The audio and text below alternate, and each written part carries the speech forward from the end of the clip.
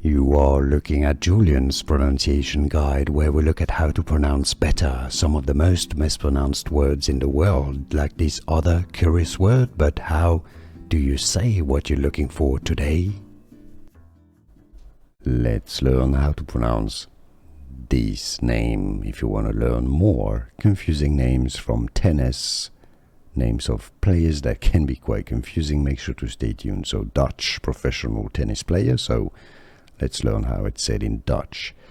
Tallon Griekspoor, Griekspoor, Tallon Griekspoor. So in English you can say it as Tallon Griekspoor. Here are more videos on how to pronounce more confusing words and names too many mispronounced. Like this video if you found it useful. I appreciate your support. I'll see you soon and thanks for watching.